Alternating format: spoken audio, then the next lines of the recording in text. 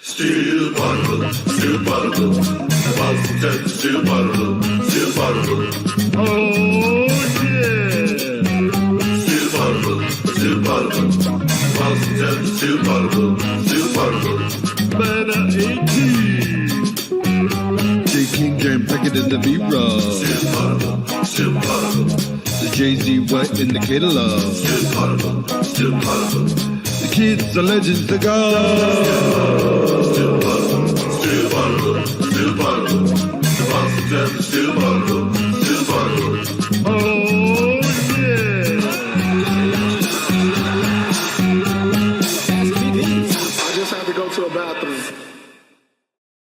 Welcome to Still Poddable, the best podcast covering your World Championship Boston Celtics. I am Sam J.M. Packard, joined by Brian B. Robb of MassLive.com and Jay King of The Athletic. We're coming to you.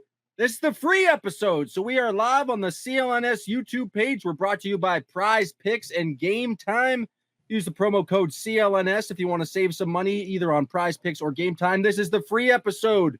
If you enjoy the episode, please go to patreon.com/stillpoddable, where we have content for you every single day of the week. Even in the summertime, we're going to be doing multiple recaps of Summer League games. We've got content every single day, Monday through Friday, over on the Patreon. So please, if you enjoy us here for free, go to patreon.com/stillpoddable today and subscribe. Today, we've got a classic summertime mailbag. We sent out the call for questions to our great patrons, the kids, the gods, and the legends. They delivered. And we're going to try to jump into as many of them as possible because it's a lot of stuff, a lot of basketball stuff, a lot of kind of, I would say, tomfoolery and shenanigans. So you boys ready? I'm ready. Do we want to talk about Jaylen Brown's SB first? Do we want to talk about Jaylen Brown and whatever the thing around his neck is, making him so he can travel from seemingly Saudi Arabia to Los Angeles and just all over the world and just continue just to show up places? Sure. Let's talk about what was your thoughts on the SBJ?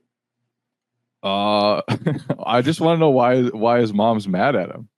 In his speech, in his acceptance speech for his best championship performance award, he said that his mom is mad at him. So I don't know why. I want to know why. Could it be the tweets? Derek White? Yeah. No. Right. Could it be like trying to rain on Derek White's parade? Is that possible? Wouldn't that be funny if his mom was just mad at him? Like, Jaylen, come on, son. You seem pretty disappointed. You disapproved of his tweeting decisions 2 pods ago. So I think it could be the same thing. So we didn't discuss the next layer of it, which is that he thinks Nike intentionally kept him off because presumably because he spoke out about the company's lack of ethics. In 2022, he had a tweet about it, but I think he's done more than that before. Like he's worn, I believe, shoes that like cross the swoosh out on Nikes. He's done like more than one thing to kind of poo-poo on Nike. And do I think Nike decided that Jaylen Brown just should not be on Team USA? Yes. You think so? No, but it's fun to say. No, I don't think so either. But it is interesting that both he and Kyrie Irving were left off. Is it interesting that Kyrie Irving was left off the team? Kyrie Irving stinks. Kyrie Irving certainly does not. He doesn't stink, but like he shouldn't be on Team USA. He was not a snub whatsoever. Jaylen Brown is arguably a snub. He was a snub. I think he has the talent to be there, but I don't think it at all is about his shoe proclivities. I mean, looking at, and I know you guys hit on this a lot. I agree with what you came out with, Jay, in terms of how it just was not a good look for Jaylen to kind of rain on Derek's parade. But with that said, looking at the roster, and I know this roster was set a month ago. I know the rumors were out a month ago that Derek White would be the fill-in for Kawhi if Kawhi couldn't go. But I look at it being like, why is Jaylen Brown not on this team over like Halliburton or even like Devin Booker at this point? And I can get him being pissed when it's like Kawhi Leonard is like a two-way wing and you're replacing a two-way wing with size with a guard. And Derek White is a great fit.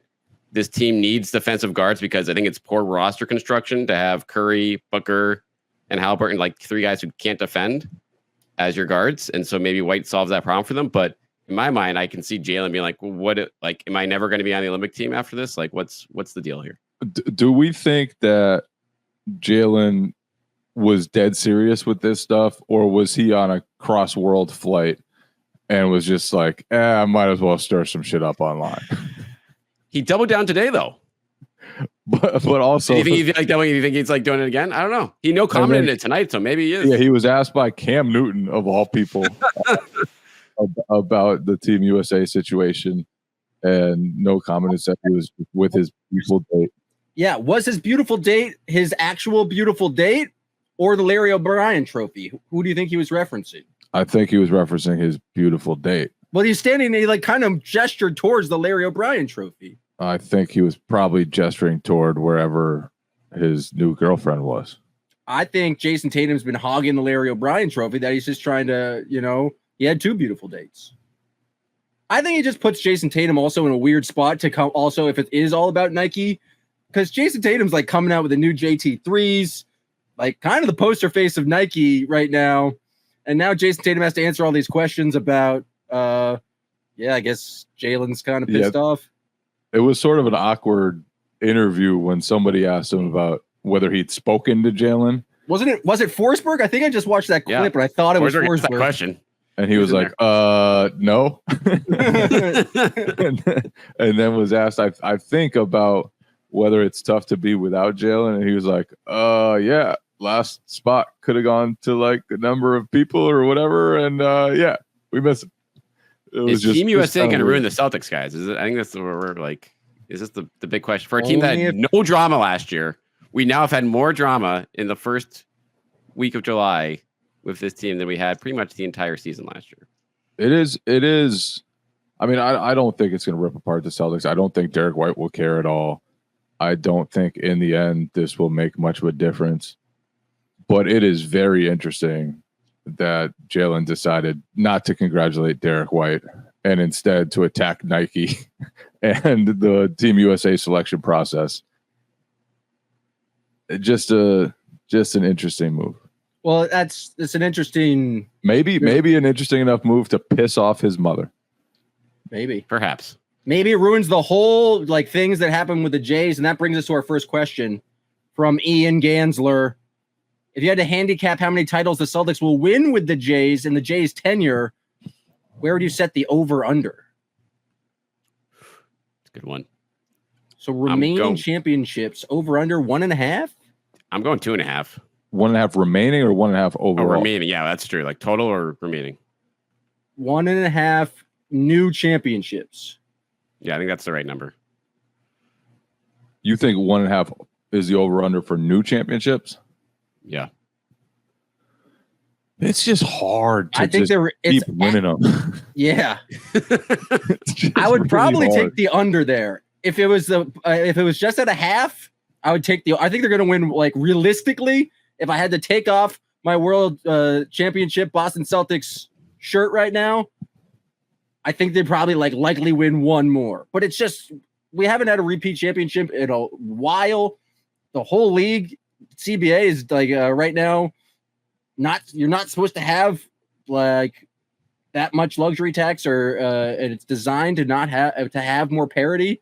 And so it'd be very impressive. I think they're plenty capable of getting to 2, but if I was a betting man, I would bet on 1. So that's why I think the 1.5 is the good over/under line. Yeah, I'd go. I think half a championship is the over/under, and I would probably go. I would go over on that.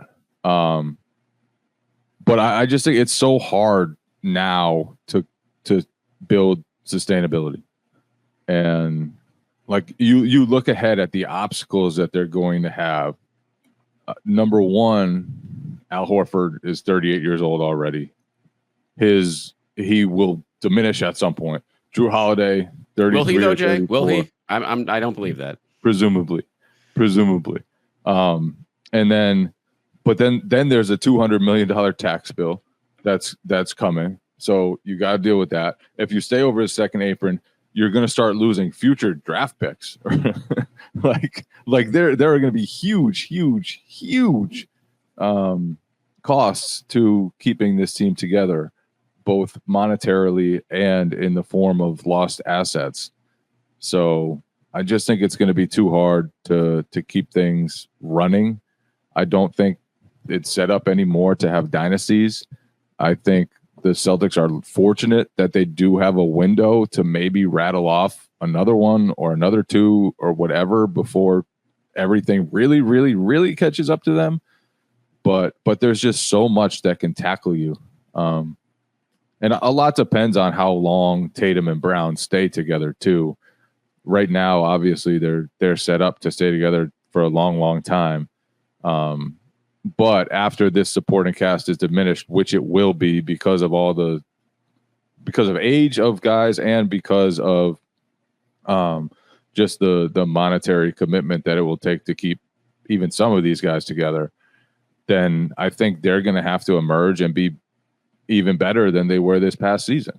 Like they're going to have to carry even more of a burden, and they're not going to be able to have the bad shooting nights that they had sometimes. They're not going to be able to rely on, their fifth and sixth options being just infinitely better than the fifth and sixth best players on the other team. So that's a long way of saying it's going to be really tough to rattle off a bunch of them. I don't know.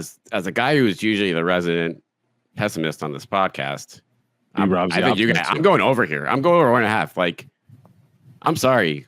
Outside of them being split up in a couple years for the salary stuff, like because the team just wants to build, keep the full supporting cast in place around Jason, and it's just too costly to keep them together. Like you have two guys in their prime right now that are fully bought into the team concept, and yeah, they're going to lose some pieces, but they also just won the title pretty much without Porzingis. And so with the more age, I don't know. He had a pretty good game one in the final. He had a pretty good game one, but like a game and a half out of they win that series without Porzingis regardless. Is that safe to say in the finals? Yeah, they were much better than they're much better. Yeah, and the competition will get better, but it's going to be just as hard for these teams around the league to build, put the pieces in place. And we know the Knicks are trying to do it, the Sixers are trying to do it, but all those teams have questions. Teams are weakening in the West as we go here, whether it's the Nuggets, guys getting old, the Thunder are up and coming, but they still are unproven. So give me one in the next 2 years, and then give me one down the road with this group. I like those odds at this point, just based on the ages and what they've shown to be able to do. And I think one thing that makes it difficult to keep winning championships in the NBA is that it's a league that's sort of a copycat league. And whatever team wins a championship, the other teams start to look at that and be like, how can we counteract that? And I think you've seen it already. I think the Knicks, they decided, Hartenstein's not our priority. We need to get more wings. Oklahoma City went out and got Caruso. They got Hartenstein, two-way guys who can play deep in the playoffs and give themselves different options. I just think it becomes harder. Like when the Warriors won, the Rockets put together a team that could combat them. And they didn't win, but they got really close to knocking off one of the best teams ever by basically deciding we're going to switch everything. We're going to have a lot of big, tough guys, and we're going to be their kryptonite. And I think that teams do that in the NBA, and teams will be more ready, I think, for the Celtics, their style, all the threes they take, and it'll just be a little tougher going forward. This was a charmed season. It really was. Hey, do you know what's fun summertime activity? Going down to Fenway and watching the Red Sox play baseball. I did it a couple days ago, and it was a lot of fun, and I got there using Game Time. Game Time is an authorized ticket marketplace of Major League Baseball, which makes getting tickets faster and easier. Prices on the Game Time app actually go down the closer it gets to the first pitch, and with last minute deals, all-in prices, and views from your seat, and their lowest price guarantee. Game Time takes the guesswork out of buying MLB tickets. If you went on Game Time, you could have seen the Boston Celtics celebrate the World Championship with the trophy. Joe Mazzulla looking like a second baseman there. Game Time is the absolute best place to get last-minute tickets, flash deals, zone deals. It's easy to find and buy MLB tickets for any other kind of event in your area. You get to view seats from the venue, and again, that has that lowest price guarantee, event cancellation protection.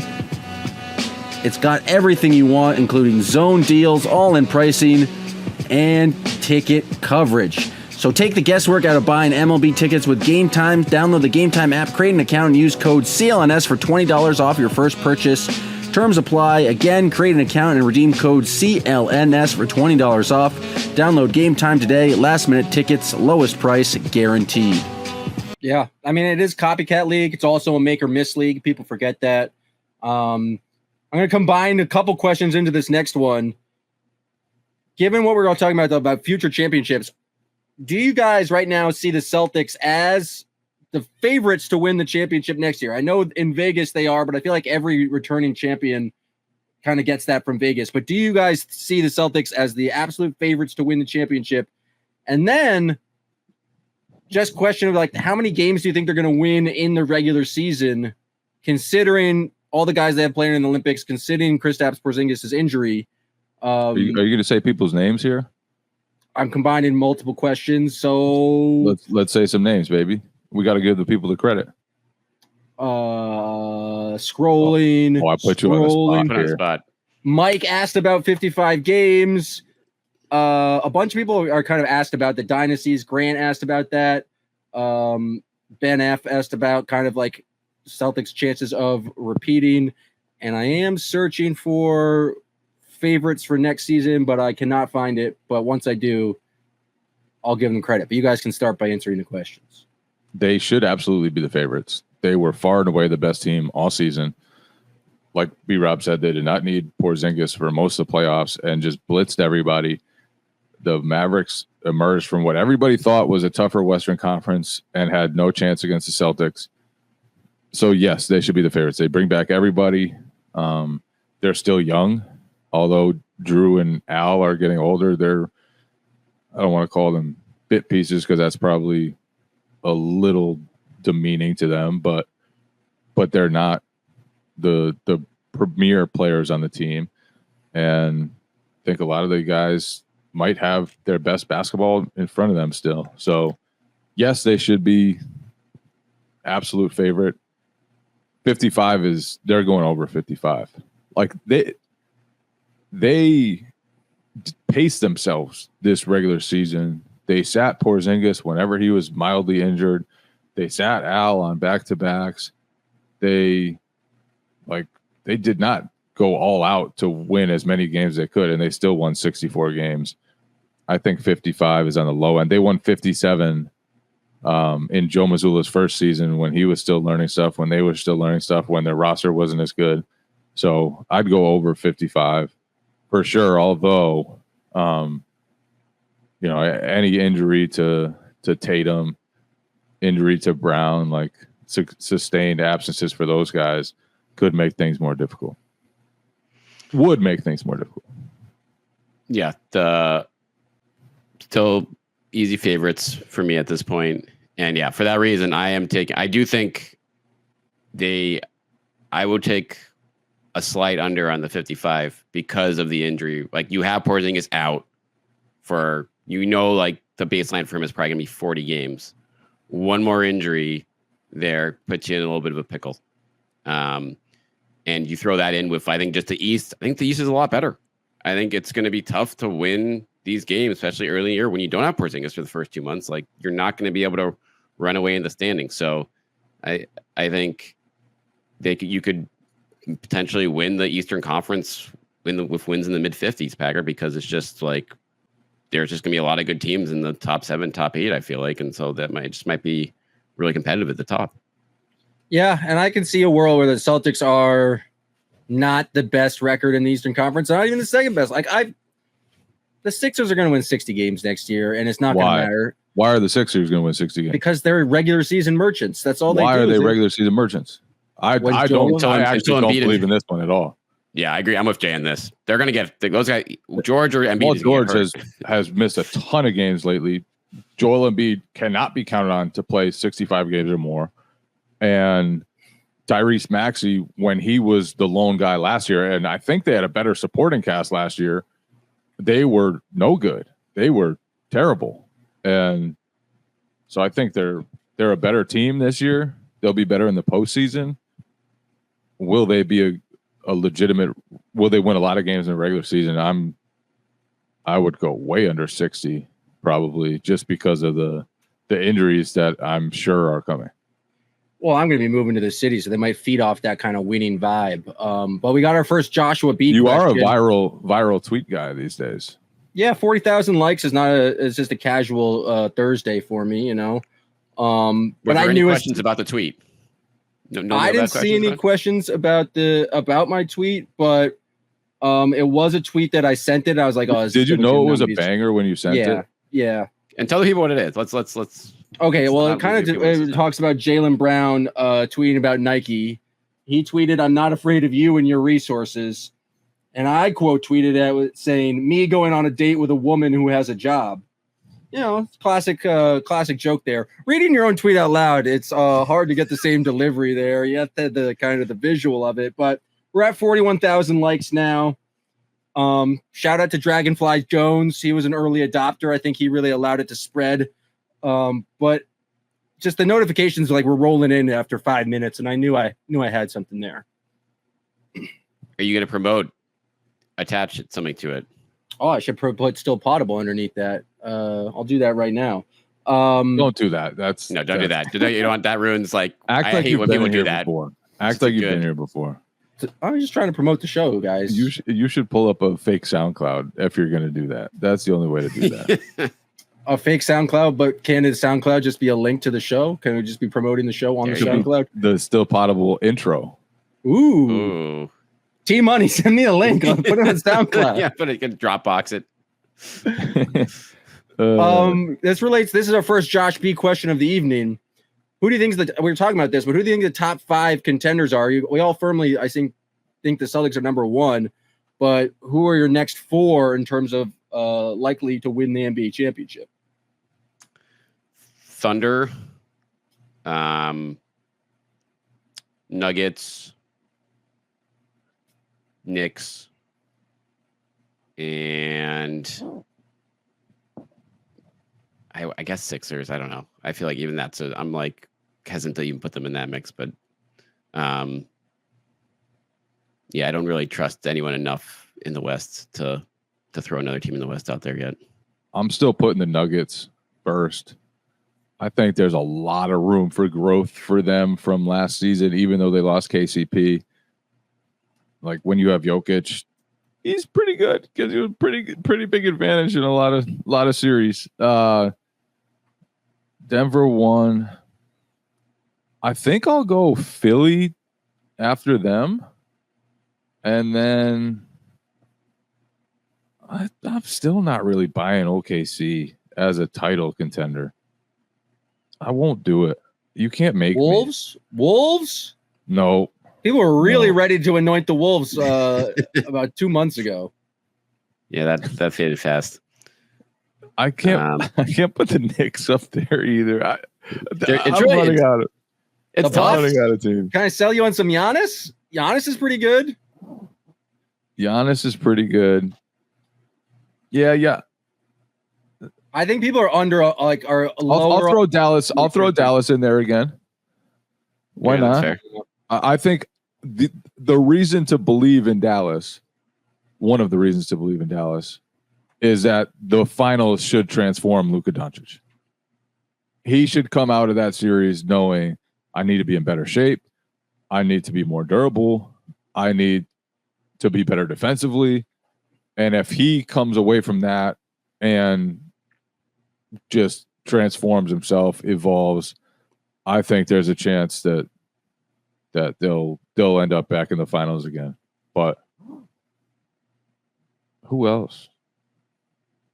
Did I pick 4 teams? I can't find a 4th. It sounds I'll like put OKC in there. I'll put OKC in there. All They're other really basketball teams are bad, and then there's the Boston Celtics. Is what I'm hearing right now. I feel the thing of OKC is like they have another trade in them. Like they have so much stuff that they can add another guy in the middle of the season to really be like. I think that the luxury tax is going to be a hindrance to them. That's true. That's like, true. They got oil money. They're sitting on tax money they can pay. Yeah, that really hasn't been the way they've operated in the past. Do you guys know how the name Sooner became associated with Oklahoma? Do not. Nope, but I don't care either. Well, I'm going to tell you anyways. So at the start of Oklahoma was just existing. They just did a big old land grab. Like it was basically just like, this is probably the worst podcasting I've ever heard. It's a fascinating story, Jay, if you just fucking listen. You goddamn idiot. So they're just like, at one day, Oklahoma's going to be a state. Everyone just got to run and get some land and then declare that their land is there. And then that's how we'll determine who gets land in Oklahoma. And so they like did it. They were like, they fired the gun, and there's a whole bunch of people who were just already on the land because people had snuck in and they went too soon. So that's why they're Oklahoma Sooners, who are people who skirted the rules and got all this land in Oklahoma City. So they're named after cheaters, essentially. Yeah, it's a basically a thief-based society over there in Oklahoma. Is it every land in this country a thief-based society in one way or another? Ooh, Jay King going woke for us. Yeah, you're right. Should this podcast do a land acknowledgement? Wow, I wasn't prepared for Jay to come out there with a Howard Zinn's history of the United States, but here we go. Speaking of nonsense questions, this one's from Eli. Would you rather have a tree in your back garden that constantly produces every fruit in the world, the best quality, the best condition, or a trained dinosaur of your choice to ride to work or defend you in battle or whatever? And he said, really, and then he puts this in all caps, really think about the implications of each. What kind of dinosaur? Dinosaur of your choice. I'm going dinosaur. I have to. I'm not a fruit guy at all. The one downside to having your own personal dinosaur would be that dinosaurs would be back and the entire human race could be in trouble. But my trained dinosaur would be very helpful. How is the dinosaur going to reproduce if you only have one? Who said it's the only one? I just did. I'm making. He didn't say it in his question that it's the only dinosaur on Earth. I would imagine if there's one dinosaur, there's other dinosaurs. He didn't say that there weren't other dinosaurs. You're just making a stipulation that doesn't necessarily true. Following logic here. Yeah, logic with the dinosaur question, Jay. Let's go with that. Yeah, I mean, you still got to follow logic here. He asked us to consider the implications, seriously consider the implications. And one of the implications is that there would likely be dinosaurs. It's not implied. It's a magical world where you can have a dinosaur. Have you ever seen Jurassic Park? I have. That's why it's a far-fetched magic wizard giving you a dinosaur. I don't think he would create 2 of them because he knows of the danger. This magic wizard, how do you know that he cares about the danger? How do you know he's not putting this dinosaur on Earth specifically to ruin the human race? I'm just saying. Why I'm going with the fruit tree. That's why I'm going with the fruit tree. The dinosaur is nothing but a world of trouble and potential negative consequences. The fruit tree, you just get some fruit. It's just I don't like fruit. Low risk bonus. Yeah, but you can make money. It's just the best quality fruit in the world. It's a cash cow in your backyard. That's every fruit in the world, the best quality. You don't think a trained dinosaur would be a cash cow? It's dangerous though. It's trained dinosaur would be far more of a cash cow than fucking fruit. I don't know. It just seems dangerous. I pronounced Ellie, not Eli. That's on me. Hand up. B-Rob, you've been eerily silent here on the dinosaur tree question. The easiest question. Fruit all day. Huge fruit person. What fruit though? What would be your go-to fruit? You guys have no sense of adventure? Do you know how I love it. Dinosaur adventure, but I want how amazing it would be to just roll up to TD Garden on a fucking T-Rex? And then what do you do with the T-Rex? Yeah, what do you do? Leave it outside. You leave it outside. You're gonna be liable for damages. That's he's the trained dinosaur. There will be no damages. It doesn't matter. You're strictly liable for anything he does. That's an inherently dangerous animal. He's trained. So he's just chilling there. People are gonna try and steal him. It creates so much more headaches than it's worth. I trust my dinosaur. Here.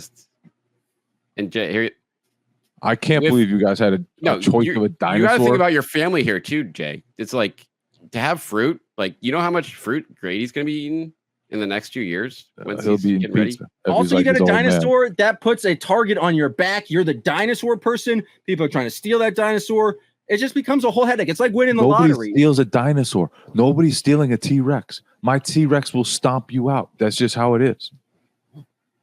And T-Rex is not the choice. You got to get a dinosaur that can fly. I don't want to fly. I just want to ride my T-Rex. Now we're just talking stupid here. Now we're just being irrational. Don't want to fly. Like an idiot. This one's from... I'm afraid of heights. I did not know that about you. It makes you less than, but okay. Wait, so you want you're afraid of heights and you want to take a T-Rex around? Yeah, how tall? How's that gonna work? I'd feel safe on my T-Rex. I thought we were using logic, Jay. This is logic. Prize Picks is America's #1 daily fantasy sports app with over 5 million active members. Prize Picks is the easiest and most exciting way to play daily fantasy sports. Unlike other apps, on Prize Picks, it's just you against the numbers. All you do is pick more or less on 2 to 6 player stat projections and watch the winnings roll in. Get in on the daily action with your friends and become part of the Prize Picks community today. You can now win up to 100 times your money on Prize Picks with as little as 4 correct picks. You can turn $10 into $1,000. With the finals over, the hoops action doesn't have to stop on Prize Picks.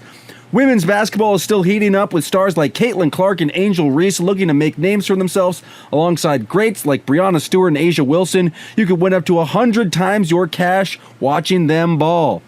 Download the Prize Picks app today and use code CLNS for a first deposit match up to $100. That's code CLNS on Prize Picks for a deposit match up to $100. Pick more, pick less. It's that easy.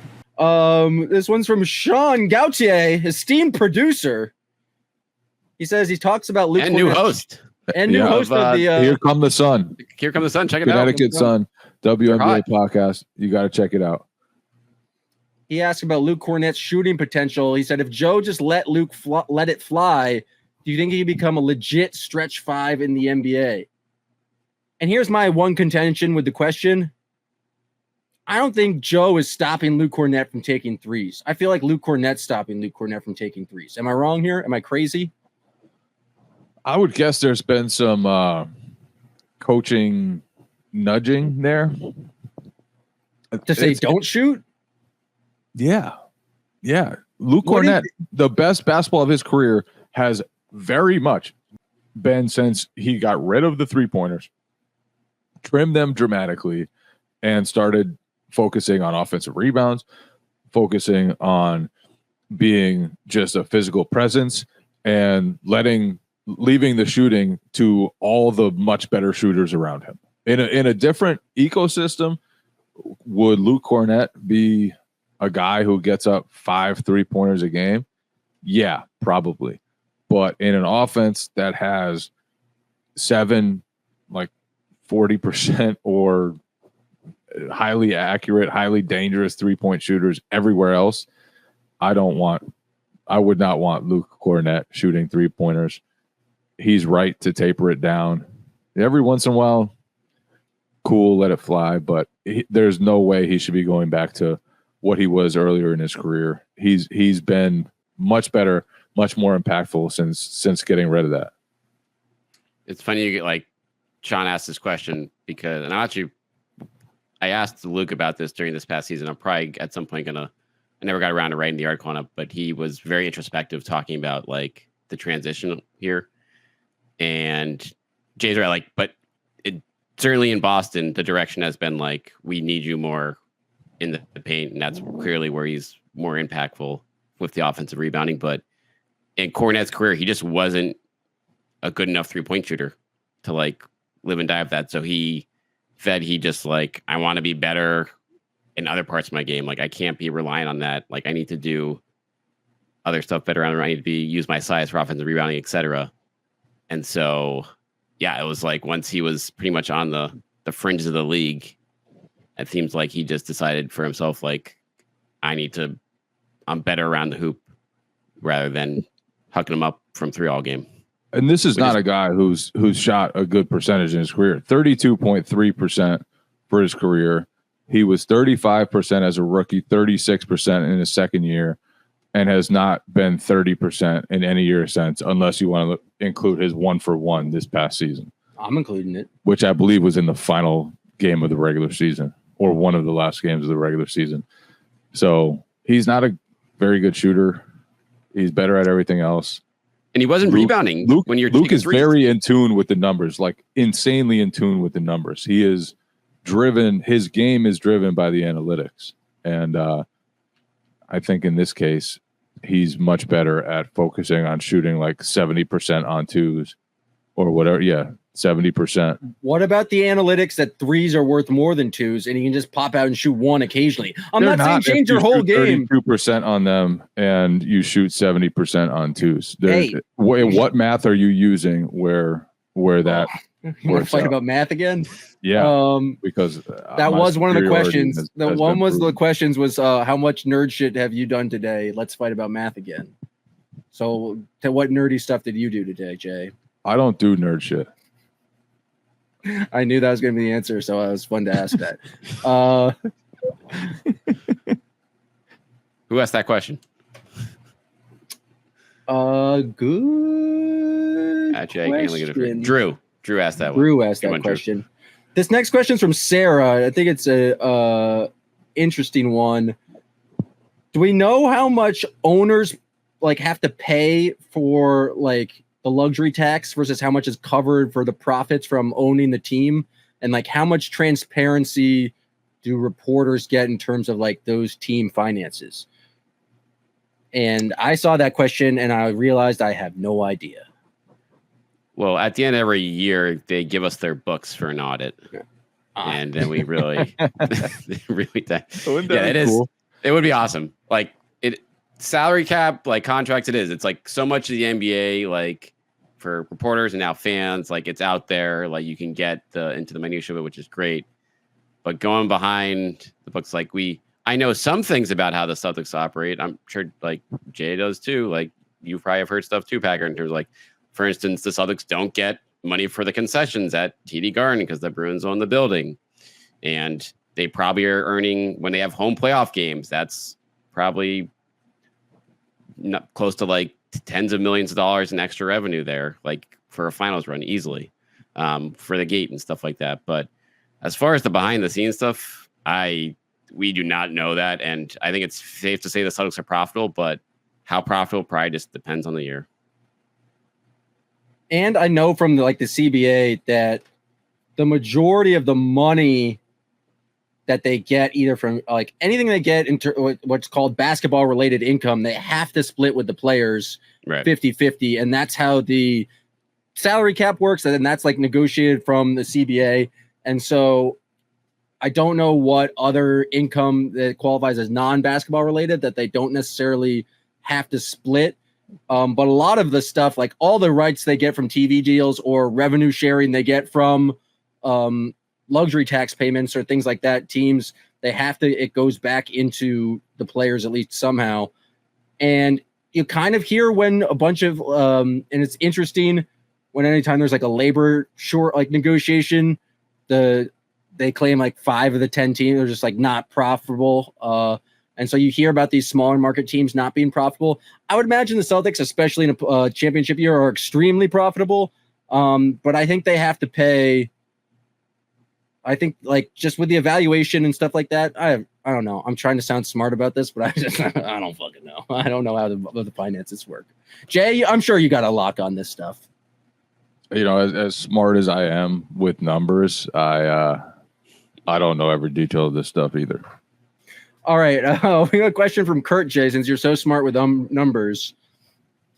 Solution X is 10% alcohol by volume.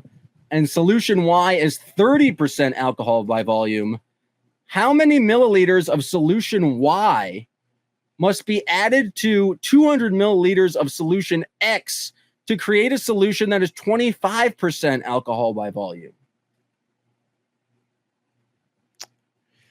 It's a multiple choice. Oh, it's all okay. Good. A, 250 thirds over 3. B, 500 thirds. C, 480. D, 600.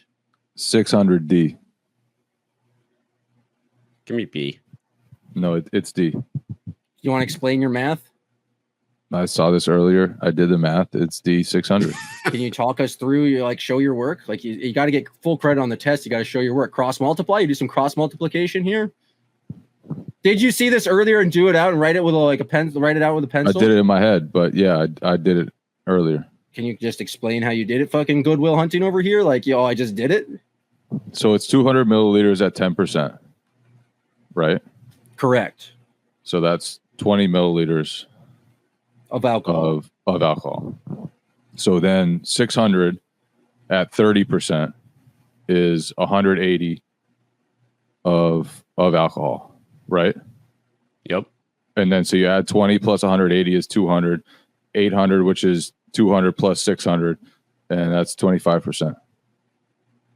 Therefore, it's D, 600.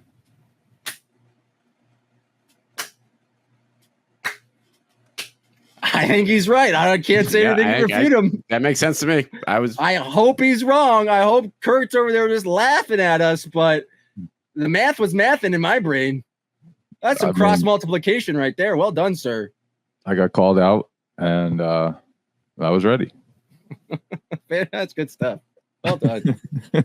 I try to tell you, I'm a prodigy. Claims he's not a numbers guy, and then just does that in his head right there. Jeez. No. Let's not say he did it in his head. He I did it in my head. It was in my head. All right. Got some Anton Watson talk from Paul. Is his two-way contract in doubt? Why is he not signed yet? Is there anyone on the Summer League roster that gives you question that Watson will be offered a contract? And will Brad steal another team's Summer League roster for the last two-way player? What's the deal with him not being signed, guys?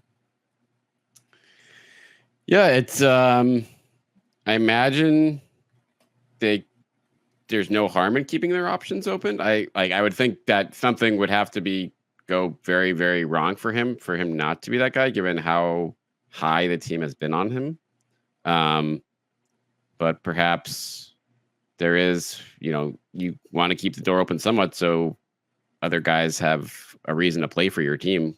So you have a roster spot available, at least a training camp slot available. I'm not sure. I mean, that's, who knows? Maybe they'll just come out and sign him before Summer League begins in the next day or two, but they also might want to see how he looks. I don't know. I would guess he'll be on a two-way contract. And most of the time, a lot of this is procedural. You sign your guy later on. But from what's been said, I would guess that Watson will end up being on a two-way contract. And even if he's not, in the past, you can remember when, was it Max Strus? Max Strus got signed and was in a battle for a roster spot.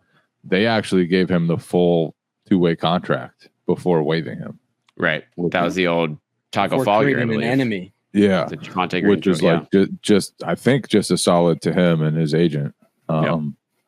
So and I do think it's guess, and I don't think this is going to be like that. I think Watson, usually when you draft a guy, it's either with the idea that that he'll be a draft and stash, or he'll probably be on a two-way contract, or he'll be on an NBA deal. A lot of those things are known before you draft a guy. Right. And I think it's pretty, to Jay's point, it's pretty normal. In past years, they'll sign these guys, J.D. Davison, I think, signed to a two-way deal a couple years ago, as a rookie, during Summer League or right after Summer League. So that's pretty normal timing that he wouldn't necessarily be signed yet, even though, they've already filled their other two-way slots. How about Fiondu Kabengele just rocking out with Team Canada against USA? I enjoyed that appearance. late in that game. Where was he this past year? I wasn't ready for that. I didn't know he was on the roster. Yeah. And all of a sudden, Canada just, with like a 10-point game, decided to play its end of bench guys. I was like, that sure looks like Fiondu Kabengele. He was in Athens. It was. He's at the AEK Athens. So shout out to Kabengele. Jason Tatum looked good in that game, by the way. Not that it really matters because everyone knows Jason Tatum is great. I thought you were talking about his haircut. He was one of the best Team USA players easily in that game. Just adamant about getting to the rim, finishing there, or making good passes. Looked fantastic. Drew looked great too. And it'll be Derek White, not Jaylen Brown, joining them shortly. Probably should be 4 Celtics there. Perhaps. Josh B pointed at a good point. How do they have 3 Olympians but not 3 All-Stars? But the retort to that, everyone in the world is included in the All-Star game. This is just America, so it's a different pool. But it's a nice snarky question. I appreciated it from Josh B. Also, 2 non-All-Stars on the Team USA. Drew and Derek White. The only 2? Yeah. Are they? Yeah. Yeah, probably. Yeah. There's questions from Matt Byrne. How much involvement does a team have with players during the offseason? Like, how detailed is the plan for like stuff they need to work on when a player comes back for the summer? How much credit is that going to like the team, or is that the player doing individual stuff? What's the relationship between the team and the players during the summer months? There's usually a lot of back and forth. And I mean, it begins when they sit down shortly after the season and go over what they think a player should do. Basically a plan for the player over the summer. Then if you're a young guy, you're probably going to spend most of your summer in Boston, where you're around the facility, where you're around the coaches. If you're an older, more established guy, one of your coaches will probably fly out to you and spend a lot of time wherever you are. So there's a lot of work to be done, and they are very much in harmony with the players, most players at least throughout the summers. Yeah, I feel like that part of it's grown a lot in the last like 5-10 years. Like the assistant coach, everyone has a guy, and then you go visit. Like even Missoula will go out visit with most guys at some point over the course of the summer in the last year or two. So that's that type of outreach. The involvement of teams is just growing more and more. And now you look even this year, like Jaden Springer, a 4th-year guy, is playing summer league. Probably because the team asked him to, and he knows that's probably his only chance of getting minutes. So like this sort of stuff is just growing and growing as the years go on, it seems like. Yeah, and it's interesting. It's like you gotta be like have some tenure in the league to earn your ability to work out not in Boston. Like all the younger guys or all the guys who are in the summer league are probably be in Boston, like working out at the Auerbach Center all summer. But then the coaching staffs are pretty big. They also have like player development staffs. And I just know this from like talking to Nick Friedman. Him and Terry Rozier were very close, and he would just he would go to once Terry got to a level where he could like be wherever he wanted to. Nick would fly out and just like work him out for like multiple times in the summer. And Nick would be in contact with the Hornets because he was working for the Hornets. And so they have all these like development plans that get put into place, and they have coaches who come out and work with them. So I do think there's like a lot of thought and work that goes into like, this is what we want you to work on. It's this type of action. It's learning how to do this or read this certain play, or just different fitness levels and things like that. So I think you got to give a lot of credits to the players for putting like work in the off season, but there's a lot of thought and planning that goes involved into that kind of that process. And they'll collaborate with the trainers too, like the players' trainers, the personal trainers, like Drew Hanlon. I'm sure they're talking to him about the workouts that he's putting together for Jason Tatum. How can they get on the same page? So there's really a lot that goes into it. And I think honestly, like that's probably one of the ways organizations set themselves apart is just with their daily plans, how they work, the type of work that they put guys through, because that's how you develop guys. That's how guys improve.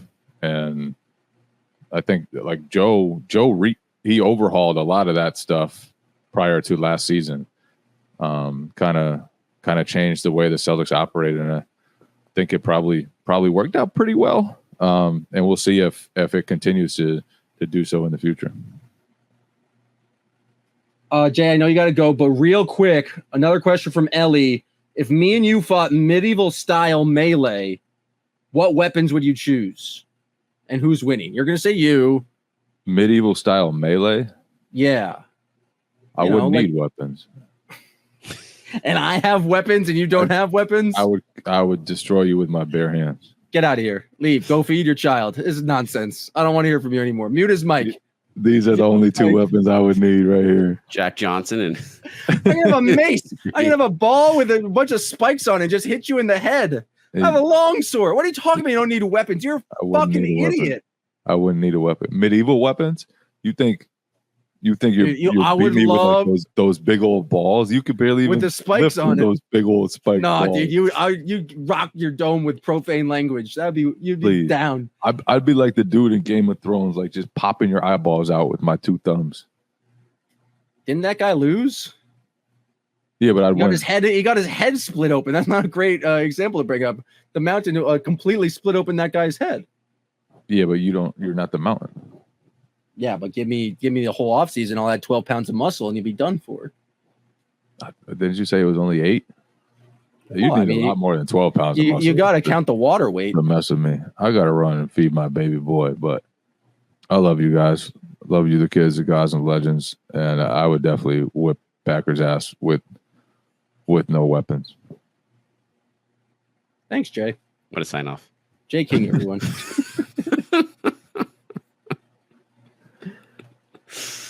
I'm just looking through like more questions here. Josh, I feel like Josh B did his thing and answered a lot, but I think we covered a lot of it. Do we need a new podcast intro for Banner 19? Does the original podcast intro mention Banner 18 in the lyrics? I got so used to it. I'd have to go back and listen to it, to be honest. Like, it mentions Kata Lobs. I was so happy when Kata resigned, so he didn't have to change it. Yeah, like you don't have to add any new names. That's pretty team. I mean, I bet he'll come up with something regardless if we want to, but the original is just so good. We might just have to edit it. Yeah, I'm just scrolling for some additional questions here, but I think we got. If they did get an unprotected first-round pick for Sam Hauser, would that pick be frozen in the back half of the draft from Josh B? Yeah, so no. That's just because of the second apron? Yeah, second apron. So if they get a draft pick from someone else, like that is not the second apron does not impact that at all. It only is your own draft picks. And the draft it sounds scary, all this stuff with the second apron with the draft picks, but ultimately, if you're winning, if you're regularly contending, it's not a big deal in my mind because all it does for like whatever, I think it's like 7 years out, you can't trade your own draft picks. So obviously that limits how many, you can't trade 2-3 unprotected draft picks in the future if you like those picks are frozen. And then ultimately, if you're over the second apron, I think it's like 2 years in a row or like 2 out of 3 or something like that, then that pick automatically goes to the end of the first round. So it's not like you ever lose the pick itself. You just have that pick and it's going to be like 30 for maybe a year or two, which guess what? And that's your own pick. Right. That's your own pick. So if you acquire some other pick, it's going to go wherever that team is slotted. So that's exactly. If you acquire a pick from another team, that's never going to be affected by the second apron. That's always going to stand on its own. It's always going to be dependent on the other team. It's only your picks that can be impacted by being in the second apron for a while. And even if that happens, Packard, it's like, okay, I'm contending. Do I care if my pick's 26th or 30th? Like, no, like if that probably isn't going to be a main deterrent for any team to get out of there. It's all going to come down to the money part of it as opposed to the team building part of it. Yeah. So, and I don't think they're going to trade Sam Hauser for a first round pick, but it's good to know what would happen if they did. Let's go out of here on this one. Another one from Ellie, who really brought the heat today. A lot of good questions. Some we don't even have time to get to. But if you could have 1 hour of honest conversation with anyone living or dead, who would you choose to talk to and what would you ask them? This is putting on the spot because I don't think this was on our list beforehand. And so I'll give you time to think about it because Joshua B answered. And so I want to give Joshua B a response. He said he would talk to Alexander Hamilton and ask why the founders wouldn't put term limits on Supreme Court justices in Congress if we're putting them on the president. And he would ask, do time machines exist in the afterlife? And if so, can he fix that? And then what does he think of Hamilton, the musical? And I just wanted to give Joshua B's answer there. The founders did not put term limits on the president.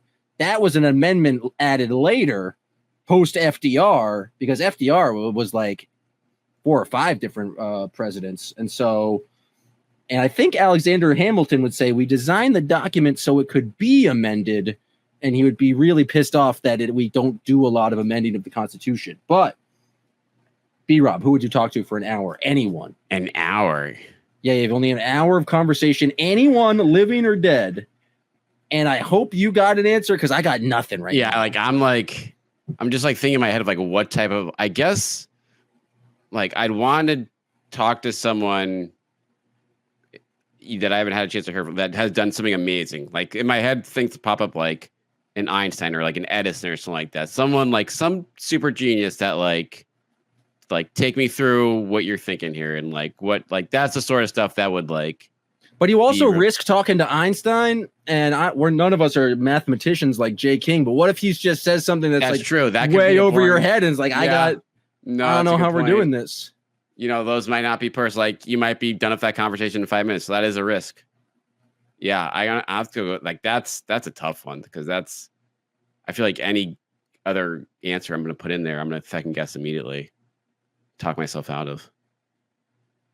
Like, what do you want to listen? Do you want to talk to someone who's done something cool in general, or just someone from just a time, like a part of the world that you just want to know more about? Do you want to go back in time because you like want to know a little bit about like what was going on and stuff? But like, do you want to do something with something that's like who's done something that's pretty well documented that you already know a lot about? So then you can have kind of like a frame of reference, or do you want to have someone you don't know anything about and like learn something new? But then only is an hour, just not enough time. Like, what if you just want to go back and talk to like your great grandfather and see like, yeah, that's a good one. Your family from like 150 years ago. Yeah. So I don't know. It's a good question. I'll think on that one because I don't think I have a great answer right now. Yeah. I like that. All right. Well, here's the prediction. What would Jay's answer be? He'll go back and talk to which basketball player. Right. Jay would probably surprise us with some like nice and very sentimental answer. Like Bill Russell in his prime or something like that. Yeah. Like, I don't know. It's a good question. A lot of good questions here today. A lot of good content we produced in this last hour. If you guys enjoyed the mailbag, please. And if you want more content from the Olympics, from Summer League, from everything going on in the world of the Celtics, please go to patreon.com/stillpoddable. We appreciate all the questions we got today. Josh B., I'm sorry we didn't get to all of your questions. I'm just going to answer some of them quick. Can Jordan Walsh take over O'Shea Brissett's role in minutes? I don't think Jordan Walsh is there yet. Should we take anything that happens on Fox Sports 1 seriously because they employ Nick Wright? Sure, it's Fox Sports 1, and I happen to enjoy Nick Wright. I think he's amusing. We've answered a lot of the other questions from Josh, but we appreciate the questions from everyone, from the kids, the gods, and legends. Appreciate Jay King, even though he said he would beat me in a fight when I had weapons, and he didn't. Completely irrational. His answers about the dinosaur made no sense. Appreciate you, B. What would you use for weapons, by the way? I'm telling you, that spike on a just chain, a spike on that's it. Seems awesome. It's nunchucks seem cool. I don't know. I'm not like an expert in medieval weaponry, but I think I could beat the guy with no weapons. I think I'll be able to take him down. We did get a question trying to compare the Celtics to the members of the Avengers, and I just am out of my league there. Are you a Marvel like I'm a superhero? I don't go deep on the Avengers, so I can make good comparisons there. Even though I feel like there were some, I feel like that was done at some point on Celtics Twitter, where everyone had a match. Yeah, so that might be the way to go. I think I just don't know. I've seen one Marvel movie, 2 Marvel movies. I saw Black Panther, and then I saw like Endgame, where it was just like the mashing of 17 different movies together, and it was confusing. And so I don't think I liked it as much as maybe I should. That's going to do it for us, folks. I keep going back because I feel like we're missing out on questions, but we've done a fair amount, and we'll have plenty of mailbags for the rest of summer. So if we didn't get to your question now, apologize. We'll try to do our best to get to it next time. We appreciate everyone for listening to this episode of Still Poddable. Still Poddable, still Poddable. The Boston Celtics still Poddable, still Poddable. Oh, yeah.